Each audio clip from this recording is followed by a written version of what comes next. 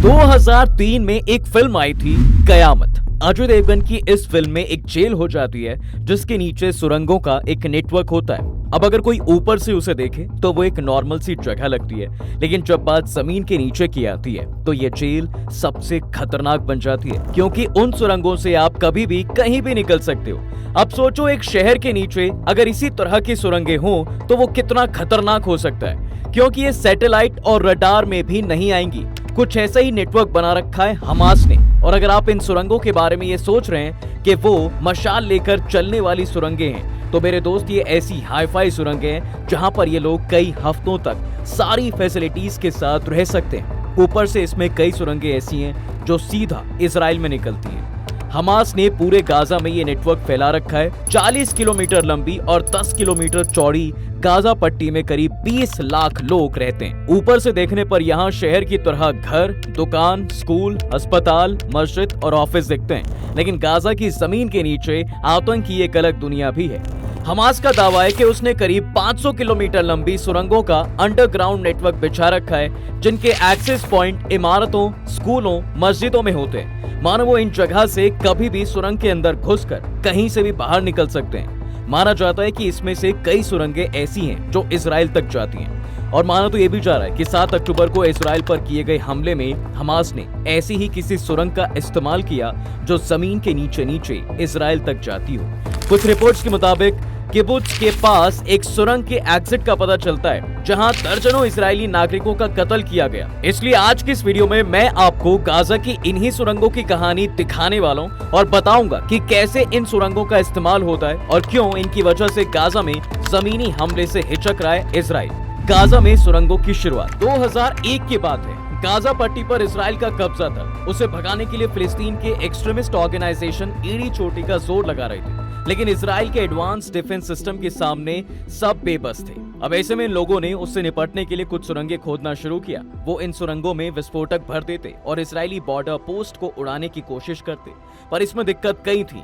मसलन इसमें मेहनत ज्यादा थी लेकिन हासिल बेहद कम। अब आप सोचो कि आप कई दिनों तक मेहनत करके एक सुरंग खोदें और इजराइल की पोस्ट तक लेकर जाएं, फिर उसमें बारूद भरें। अब इतने काम में दिन तो कई लग जाएंगे और पोस्ट सिर्फ एक गिरेगा। माने मेहनत करो रात भर और रिजल्ट मिले सिर्फ मुट्ठी भर। खैर, इसके बाद 2003 के आसपास मिस्र बॉर्डर पर एक्सट्रीमिस्ट ऑर्गेनाइजेशन ने कुछ सुरंगें और खोदी। इनके जरिए जरूरत का सामान, हथियार और गोला बारूद की स्मगलिंग होती थी। 2004 में इजराइल के प्रधानमंत्री एरियल शेरोन ने गाजा छोड़ने का ऐलान किया और 15 सितंबर 2005 तक इजराइल ने गाजा भी खाली कर दिया। अब इजराइल की गाजा से निकलते ही वो आजाद तो हो गया, लेकिन फिर वहां फतह और हमास के बीच जंग छिड़ गई और फिर साल 2007 में हमास ने गाजा पर अपना कंट्रोल लिया और इसके बाद वो गाजा में सुरंगों का जाल बहुत तेजी से फैलाने लगा। लेकिन इससे पहले एक घटना ऐसी हुई थी जिसने इजराइल के होश उड़ा दिए थे। दरअसल बात साल 2006 की है। फिलिस्तीनी एक्सट्रीमिस्ट ने गाजा इजराइल बॉर्डर में एक सुरंग खोदी। इनके जरिए हथियारबंद मिलिटेंट इजरायली बॉर्डर पोस्ट के पीछे निकल गए। माने वो इस सुरंग से इजराइल के अंदर चले गए। वहां जाकर उन्होंने 2 इजरायली सैनिकों को मार दिया, एक घायल हो गया और एक जवान को पकड़कर सुरंग के रास्ते वापस लौट गए। जिस जवान को वो बंधक बनाकर लाए उसका नाम गिलाड शलित था। यहाँ नाम इसलिए बता रहा हूँ क्योंकि इस एक इंसान के बदले 2011 में इजराइल ने 1000 कैदियों को छोड़ा था। खैर, फिर एक बार वापस आता हूँ हमास के कंट्रोल वाले गाजा पर। अब जरा ध्यान से समझो, गाजा पट्टी की कुल लंबाई करीब 40 किलोमीटर और चौड़ाई करीब 10 किलोमीटर है।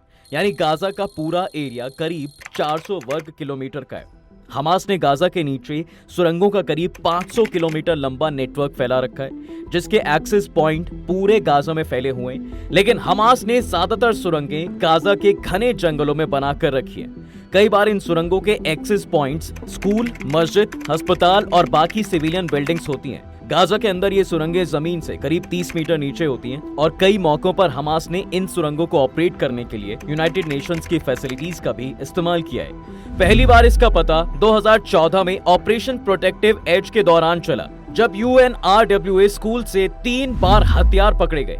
1 जून 2017 को UNRWA ने ऐलान किया कि उसके 2 स्कूलों में से हमास की अटैक टनल का पता चला है। The Maghazi preparatory boys school और the Maghazi elementary boys A and B school 15 अक्टूबर 2017 को यूएनआरडब्ल्यू ने बेत हनून में एक और मिडिल स्कूल के नीचे हमास की सुरंग का खुलासा किया। यूएनआरडब्ल्यू के वर्कर और स्टूडेंट्स को खतरे में डालने के लिए हमास की निंदा भी की गई। अब स्कूल मस्जिद पर एक्सेस पॉइंट्स देने के पीछे एक बड़ी वजह है। दरअसल हमास जानबूझकर ऐसी जगह चुनता है जहां इजराइल डिफेंस फोर्स के हमले की पॉसिबिलिटी कम होती है। इन जगहों में सुरंगों को लोकेट करना लगभग इम्पॉसिबल है। हमास इन सुरंगों का इस्तेमाल हथियारों, बंकरों, कमांड सेंटर्स और गोला बारूद के ट्रांसपोर्टेशन में करता है। आपको जानकर हैरानी होगी कि एक वक्त में गाजा और मिस्र के बॉर्डर पर करीब 2500 सुरंगें थीं। हालांकि 2010 में एक टर्निंग पॉइंट आया। दरअसल इन सुरंगों का इस्तेमाल स्मगलिंग के लिए खूब होता था, लेकिन 2010 में इजराइल ने ज्यादातर सामानों के इंपोर्ट की परमिशन दे दी, जिससे स्मगलिंग कम हो गई। इसलिए बाद में मिस्र ने भी ज्यादातर टनल्स को बंद करवा दिया। इसके बाद 2013 में इजराइल डिफेंस फोर्स यानी आईडीएफ ने एक 1.6 किलोमीटर लंबी और 18 मीटर गहरी सुरंग का पता लगाया, जिसकी छत और दीवारें प्रॉपर कंक्रीट की बनी थी, जो गाजा पट्टी से शुरू होकर इजराइल के क्यूट्स इलाके तक जाती थी। 17 जुलाई 2014 को ऐसी ही एक सुरंग के जरिए हमास के लड़ाके हथियारों के साथ सूफा की एक इजरायली कम्युनिटी तक पहुंच गए। 4 दिन बाद आईडीएफ की यूनिफॉर्म में एक और सुरंग से आतंकियों ने घुसपैठ की। इजराइल डिफेंस फोर्स ने उन्हें मार गिराया। 2014 में ऑपरेशन प्रोटेक्टिव एज के दौरान इजराइल ने करीब 30 क्रॉस बॉर्डर टनल को तबाह कर दिया। 2021 में इजराइल ने दावा किया कि उसने हमास की 100 से ज्यादा सुरंगें तबाह की हैं। हालांकि हमास ने कहा है ये कि उनकी कुल सुरंगों का 5% भी नहीं है। अब इजराइल ने भले ही रिएक्ट नहीं किया है, पर इस एक स्टेटमेंट ने होश जरूर उड़ा दिए थे। होश उड़ाना सही भी था, क्योंकि इसके बाद 2023 के अक्टूबर में 7 तारीख को इजराइल पर हमले के लिए बड़ी तादाद में रॉकेट लॉन्चर इन्हीं सुरंगों के जरिए मोबिलाइज किए गए, जिसकी भनक तक इंटेलिजेंस फोर्स मोसाद को भी नहीं थी। एक्सपर्ट्स के मुताबिक गाजा के नीचे बिछे सुरंगों के इस जाल का हमास अब भी रेगुलर इस्तेमाल करता है। इजराइल के अटैक से बचने के लिए ये एक अच्छा ऑप्शन भी है, क्योंकि लंबे वक्त तक रहने के लिए ये सुरंगें ज्यादा आरामदायक होती हैं। यहाँ बिजली और रोशनी का इंतजाम के साथ साथ तमाम फैसिलिटीज हैं। यहाँ आप खड़े होकर आसानी से घूम सकते हैं। हमास ने हाल ही के दिनों में सुरंग बनाने में महारत भी हासिल कर ली है।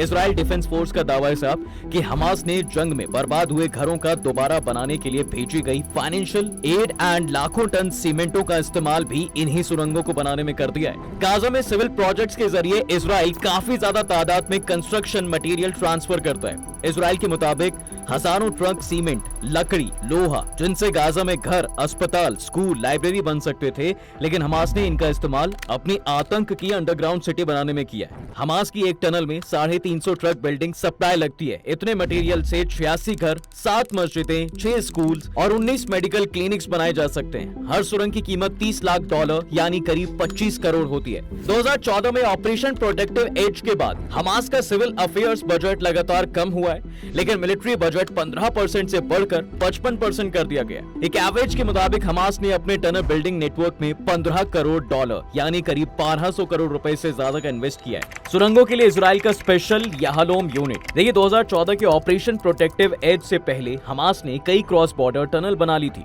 अब इससे इजराइल को 2 टेंशन हो गई। एक तो ये कि इससे जंग का रुख अंडरग्राउंड हो गया, और अब रडार और डोम सिस्टम दोनों नाकाम हो गए। इस बढ़ते खतरे का सामना करने के लिए इजराइल ने अपनी याहलोम यूनिट में सोल्जर्स को डबल कर दिया। ये होना ही था, क्योंकि इजराइल हाथ पर हाथ रखकर तो बैठने वाला था नहीं। याहलोम कॉम्बैट इंजीनियरिंग कॉमर्स की एलीट कमांडो यूनिट है। याहलोम इन सुरंगों को ढूंढने, क्लियर करने और खत्म करने में माहिर है।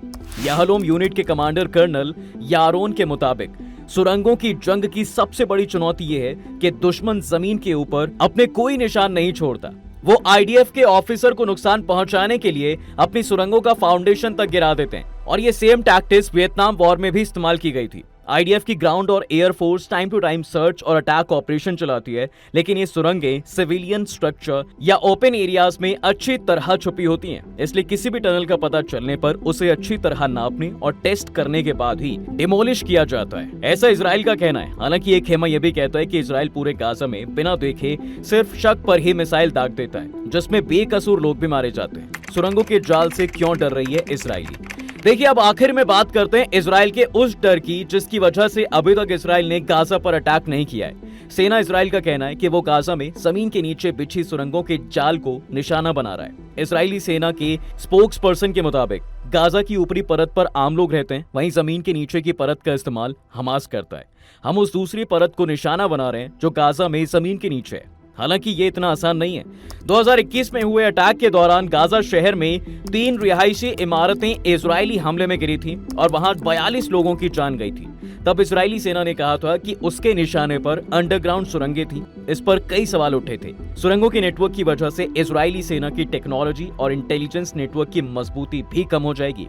इजराइल के जमीनी कब्जे के दौरान इन सुरंगों में विस्फोटक भरकर उड़ाया जा सकता है। यहाँ से निकलकर अचानक हमला भी कर सकते हैं। इजरायली एयरफोर्स सुरंगों की शिनाख्त हो जाने पर उन्हें ध्वस्त करने के लिए बंकर बस्टर GBU-28 बमों का इस्तेमाल भी कर सकती है। इससे सुरंगें तो तबाह होंगी, लेकिन बड़े बड़े गड्ढे बन जाते हैं। अमेरिकी सेना के पूर्व अधिकारी ब्रैडली बोमन के मुताबिक हमास आतंकियों की एक बड़ी संख्या एयर स्ट्राइक से बच सकती है। हमास ने इनके अंदर खाने पीने का सामान रखा होगा, इसलिए इजराइल इन सुरंगों से डर रहा है। अब इसका एक और पहलू भी है। दूसरा पहलू ये कहता है कि इजराइल अपने इस डर का इस्तेमाल कर रहा है। वो डर का नाम लेकर गाजा पर अटैक कर रहा है, जिसमें हमास से ज्यादा मासूम लोगों की जान जा रही है। इसमें औरतें और बच्चे भी मर रहे हैं। माने इजराइल अपने डर से गाजा में मासूमों की मौत को जस्टिफाई कर रहा है। दरअसल मासूम लोगों की मौत की वजह से अब कई देश ऐसे हैं जो इजराइल पर अटैक करने के लिए तैयार हैं और ईरान उसमें से एक है। वैसे इजराइल और ईरान की अपनी एक दुश्मनी है, पर इजराइल ईरान के अटैक से पहले बाकी देशों से सपोर्ट मांग रहा है और वो यही बोल रहा है कि हमें तो हमास के इस सुरंग के नेटवर्क का डर है, इसलिए हम हमास के इस नेटवर्क को खत्म कर रहे हैं, इसलिए गाजा पर अटैक कर रहे हैं। बाकी आपको क्या लगता है कि क्या सच में इजराइल हमास के इस सुरंगों वाले नेटवर्क से डर रहा है या फिर वो अपने डर का इस्तेमाल कर रहा है? आप कमेंट करके जरूर बताएं। वीडियो अगर पसंद आई हो तो इसे लाइक और शेयर जरूर करें और जाते जाते चैनल को सब्सक्राइब जरूर करते जाएं।